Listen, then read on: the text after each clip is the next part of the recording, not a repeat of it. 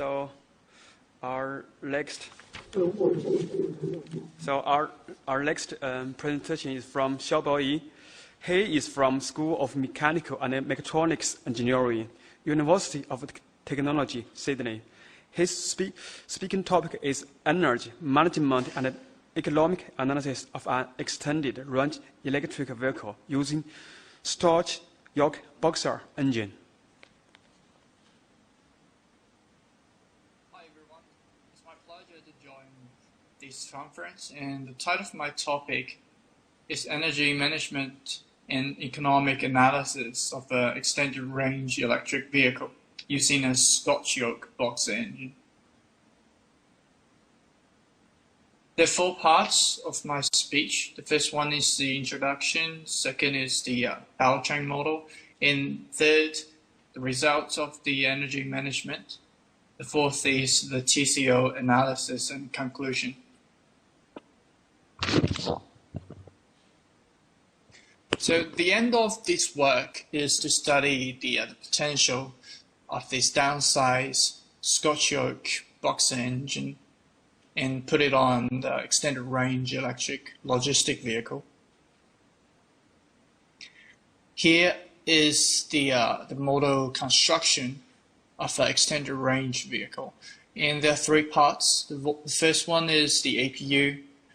It consisted of an engine and an SSG model, and it outputs only electricity towards the traction motor and the energy storage system.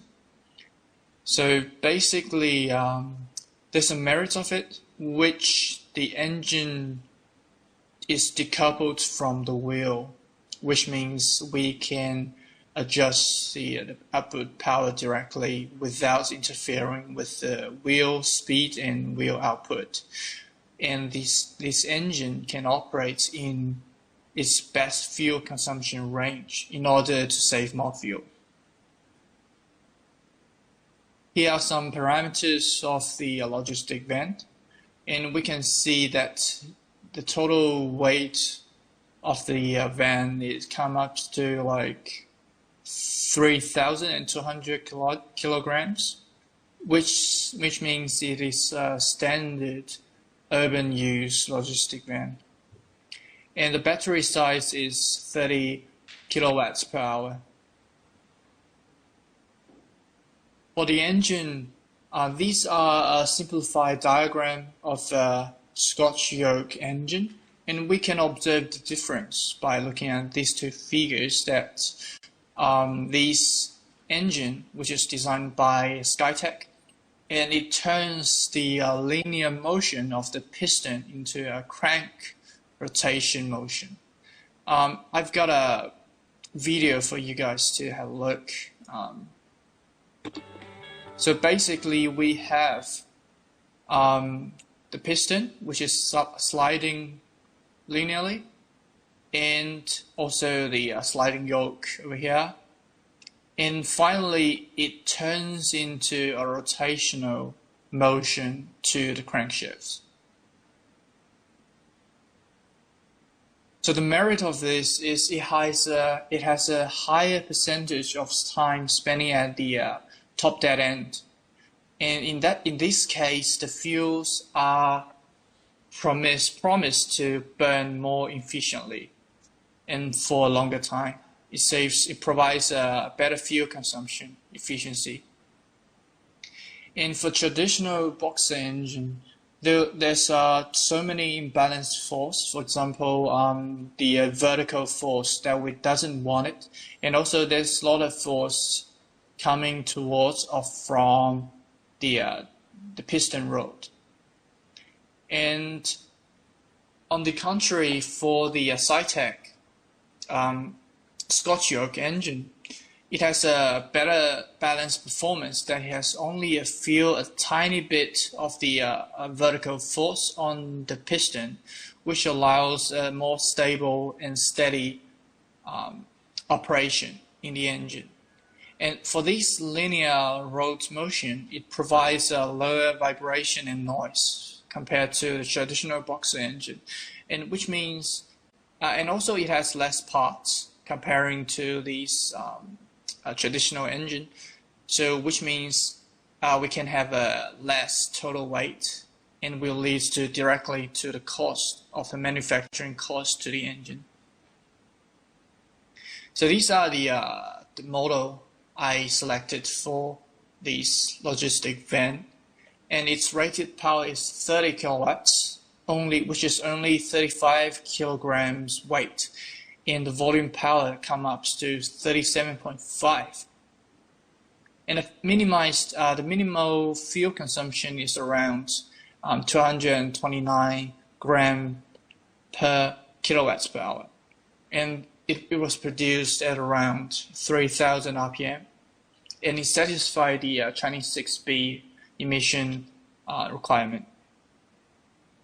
I've shared, these are the two BSFC partial map of the engine, and we can observe these three colored lines are the RON, the 98 RON, the red one, and 95 and 92 RON of the gasoline.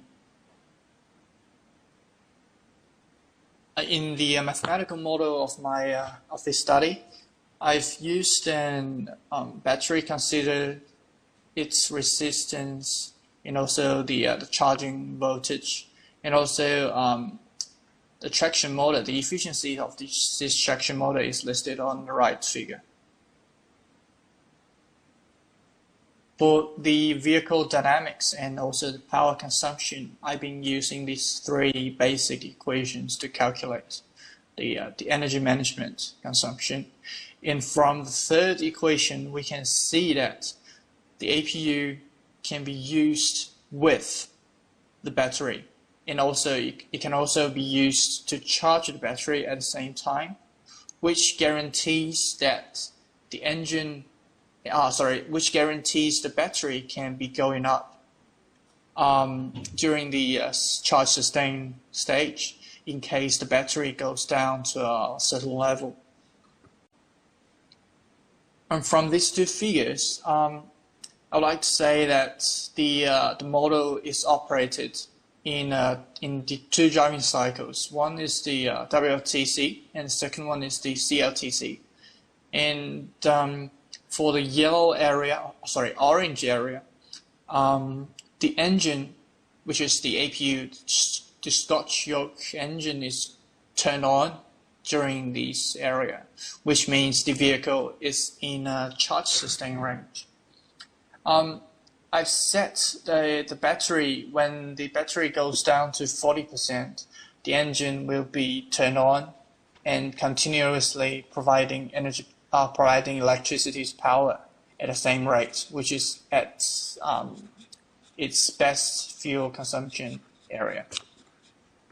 It can be observed that both of the driving cycles are satisfied for the engine, which means only 30 kilowatts of the engine can satisfy the fundamental operation of a 3,000 kilograms logistic van.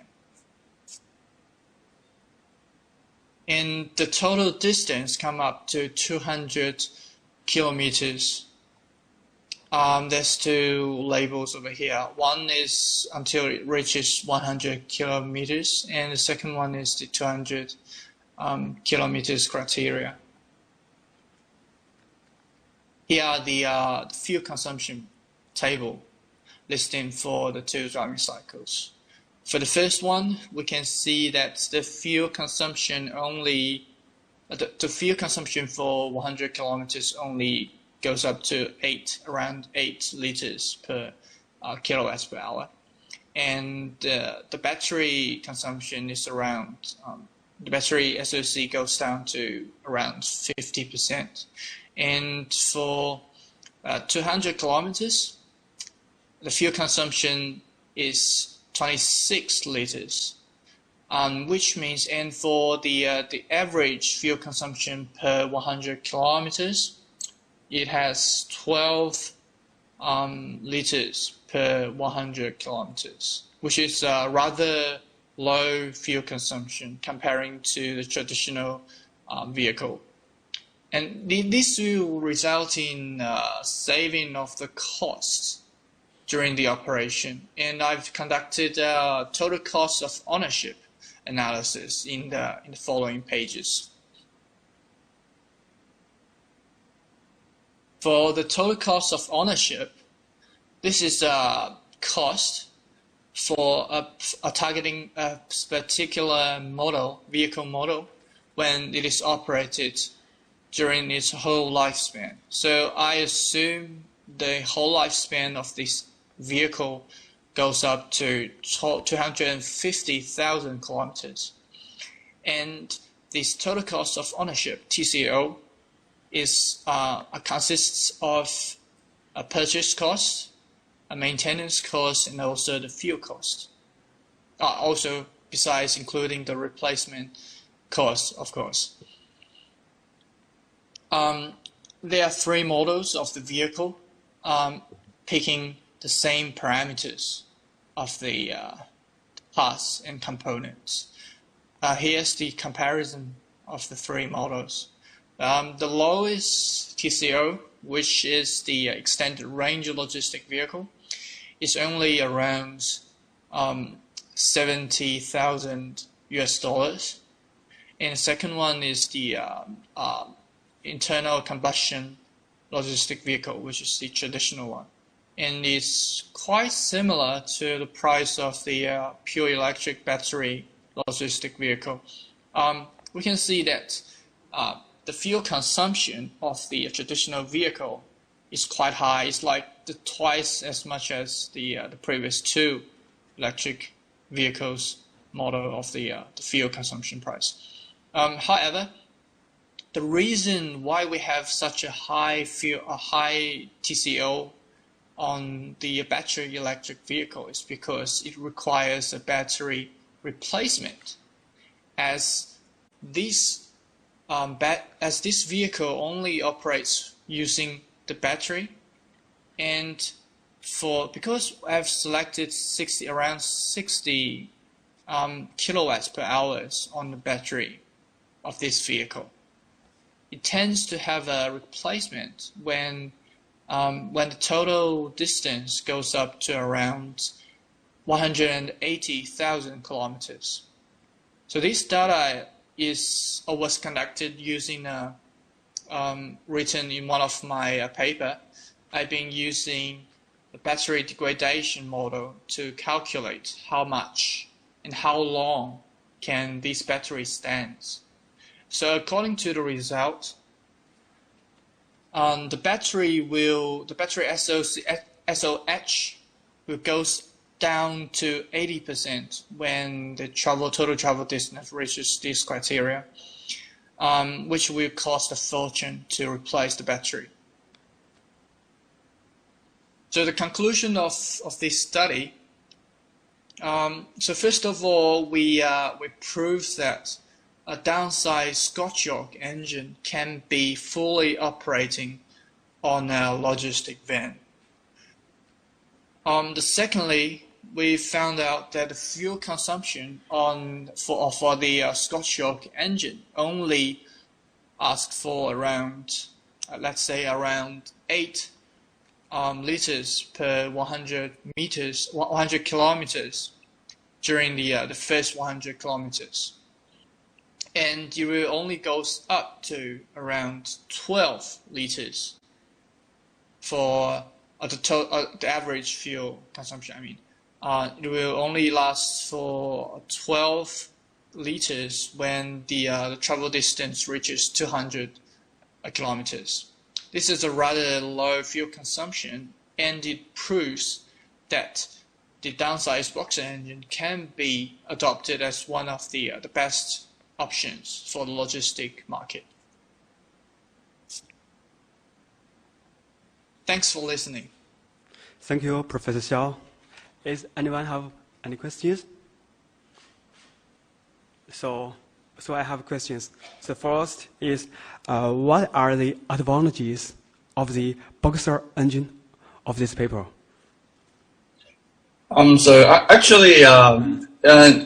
I'll tell from the first part of the presentation, this Scotch Yoke, it has a very downsized weight, and also because it was actually the performance is a little bit different than the traditional boxer engine. It has a Scotch Yoke inside of the piston rod, and it will convert the rotational into a vertical movement, and this vertical movement was pushed by the piston directly.